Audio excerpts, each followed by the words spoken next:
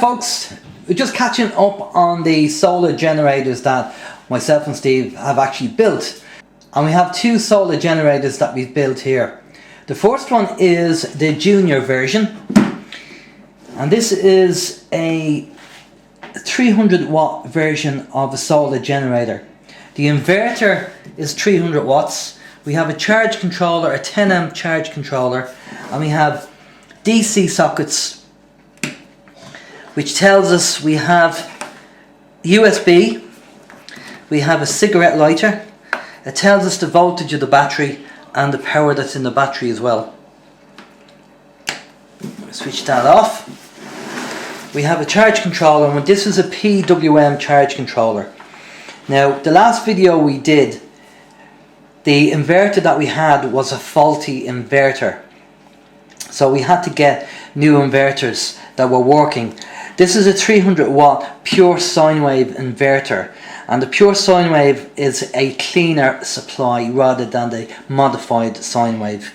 And this is 300 watts. And basically what happens is, this is the charge controller. And you have two ports here, plus and minus. And these plus and minus is where you'd have the connection for the solar panel. That's where you'd link up the solar panel there. You'd wire them into the charge controller. Then you have the link from the charge controller to the actual battery. So obviously the charge controller, the solar panel is going to charge the battery through the charge controller. What does a charge controller do? Well, if you were to hook up your solar panel direct to the battery, you'd end up overcharging the battery and reducing the life of the battery. So what the charge controller does is, when the battery is fully charged, it stops the solar panel from charging the battery, so preserving the life of the battery, and so you don't overcharge it. The other two ports that are on the actual charge controller is for any loads that you want to put on, just extra energy that you need to dissipate. You might put a light bulb in there or something like that, especially if you have it in your shed. So it's just another kind of a way to distribute the load or get rid of the load. We have a switch here as well. Because this is a solar generator, a mobile unit, and we'd be moving this around, you might, Steve might have it somewhere in his house connected to the solar panel, and at night time, when it's switched on, there's a light on the actual charge controller. Now at night time there's going to be no sun, so the actual solar generator won't be charging, the battery won't be charged, but you don't want to leave this light on. So what you want to do is just make sure that you switch it off to save power. So just show you again. So what we have here in this one here, just to go through the spec, is we have a Numax marine deep cycle battery. There's 80 amp hours on this battery, so it's 80 amp hours, which works out to be 960 watts of power. Then we have EPsolar PWM 12/24 volt 10 amp charge controller. This is a PWM, which is the cheaper version rather than the MPPT. Then we have the dual USB adapters with digital voltmeter on off, and then we have a power status meter as well, and then we have the 300 watt inverter here. So we have thermal clamps. We have all the cabling done. We also have a fuse wire from the charge controller going to the battery, because you should always fuse that, because what you don't want to happen is you don't want to damage the charge controller. So we have just a 10 amp fuse there going from the charge controller to the battery. There we go. That's great, Steve. This is Steve's two connections that he uses to connect to the solar panel, and these are called MC4 connectors, and there's positive and negative, and you want to get them right. I see this, the brown is the positive there. So that's what you need to hook up to your solar panel.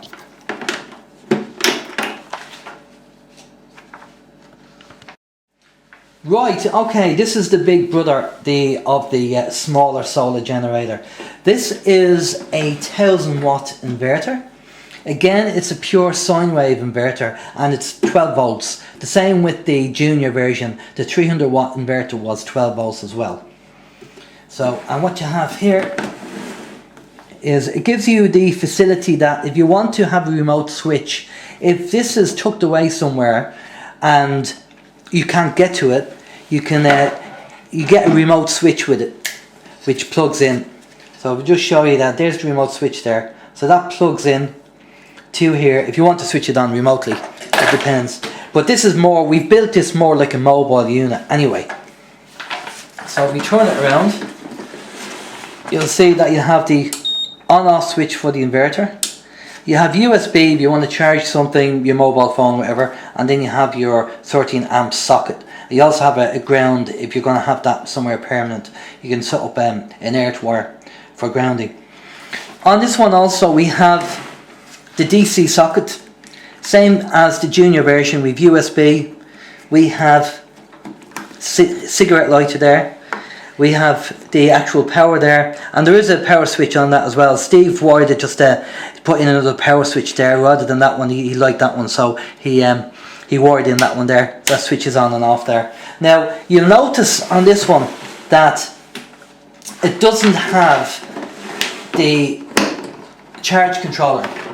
Now we are getting an MPPT charge controller. We're getting an MPP 20 amp charge controller, I believe, for this unit, because the MPPT are better quality, better quality device from an electronics point of view rather than the PWM that's on the junior version. We will put up an image or a photo. Right, so this unit is going to be charged by an MPPT. The quality of the MPPT is much better in performance wise rather than the junior version, which has a PWM. Now we're not going to be putting the MPPT charge controller on this box because it's very heavy as it is, so we will keep that separate, and when we want to charge it we can just set up a pair of leads that we can actually hook into the charge controller and charge up this box. Again, what we have here, because this battery here is a Numax 110 amp battery, it's 1320 watts of power. Right here tucked away is actually a 100 amp fuse, and that 100 amp fuse is actually going between the battery and the inverter because we want to protect the inverter. Now the rule of thumb is that if you're putting the fuse in line between the battery and the inverter, it's very important that this is a 100 amp and it's a 1000 watt inverter. If it's a 2000 watt inverter, you'd use 200 amps. If it's a 3000 watt inverter, you'd use 300 amps. So very important that you fuse it between the battery and the inverter. And also if we set up the charge controller for this, we'll probably have a fuse in line somewhere as well, just to make sure that that's protected. And this also has, as we say, the DC sockets there. I'll just go through the list for this. So we have a marine deep cycle battery, 110 amps. We've the charge controller. We'll show you a picture on this video of what the charge controller looks like. It's going to be an MPPT. We have the dual USB adapter with the digital voltmeter on-off switch. We have the 1000 watt Pure Sine Wave Inverter, and we have the cables and the clamps. I think the wiring is very important as well. The wiring that we're using here is actually manufacturers, come from the manufacturer. So this is their recommendation. So we're using the black and red wiring from the manufacturer. We've just put this extra 6 gauge wire on from the fuse. We had it, it came with the fuse, so we used it as well. Always use the parts that's recommended. And we have the ring terminals for the actual batteries. Well, you can get them on Amazon and eBay, and that's really it. So just a few things that we need to be aware of when you're building your solar generator. In theory, what we have here is 1320 watts of power. That's if the battery is fully charged, but you would never want to use the full capacity of the battery. So you would only use probably about, we'd say, I guess, probably use about 80% of the capacity of the battery. So if it's 80% of the capacity, then you'd be looking at about 1056 watts rather than 1320 watts. Now, the other thing that we were told as well by people who are familiar with this technology is that to really benefit from the 1000 watt inverter, you would need 4 batteries. So 4 times the size of your inverter, you need batteries. So this is a 1000 watt inverter. So we'd need 4 of these batteries, which would give us 440 amp hours. For the junior version of the solar generator, which is 300 watts, you'd need 4 times that. Now, if that's, say, just to round things up, if that was a 500 watt, you'd need 200 amp hours. So 300, you're looking at what, 160 amp hours, something like that. So just keep that in mind. So you have to compensate for losses. You should always oversize your solar panels, oversize your inverter, oversize your batteries, because you have to allow for losses and compensate for that. If you are going to be doing a solar generator, try and work out what you're going to use it for and the amount of power that you're going to actually need, because there's no point building something that's a 300 watt solar generator when you need 900 watts of power. So you need to really size your generator for what you're going to be using it for. Right, now the other thing, another tip that we'd say is that it's better to use the 12 volt DC rather than use the inverter, because what you're doing is you're going up to go down and it's just a loss of energy. So we do have a 12 volt DC kettle that you can use. So what we have here is a 12 volt kettle that you can buy on Amazon or a number of sites. So instead of having a kettle that's, say, a 2 kilowatt kettle or a 1 kilowatt kettle that you plug into the inverter that's taking too much energy, if you step it down and buy products that are 12 volt DC that will plug straight into your solar generator, you're going to be using less energy and your battery will last longer. Okay, again, the other thing that I'd suggest that people look at is LED lighting if they want to have lights in your house. Now, I know there's kind of a controversial issue with LEDs and whether people are saying now that LEDs are not very good for you. EFL lights are not good for you, so if you want to stick to incandescent, that's fine, but it's going to take more power than an LED. So in an emergency, I don't think there'll be any issues if you have LED bulbs. If you have any questions, any queries, or anything that you want to ask us, please email us on info@oymradio.com. Do you have anything to add, Steve?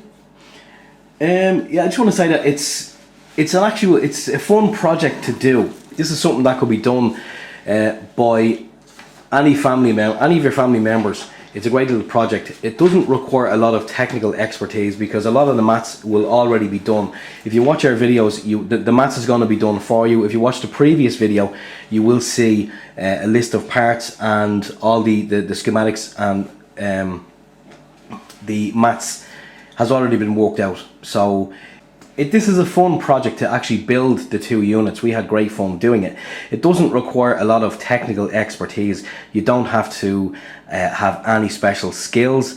It just requires basic soldering skills and the ability to use a spanner and a screwdriver and possibly a drill. It is a fun project. It teaches the youngsters about electricity, the dangers, the benefits, be it AC or DC. And it's definitely worthwhile because a lot of countries across the world do suffer from power outages from time to time, and this is a fantastic way of having your own power in a power down situation, because you never know when you may need it. And as Alan always says, it's better to have it and not need it than to need it and not have it.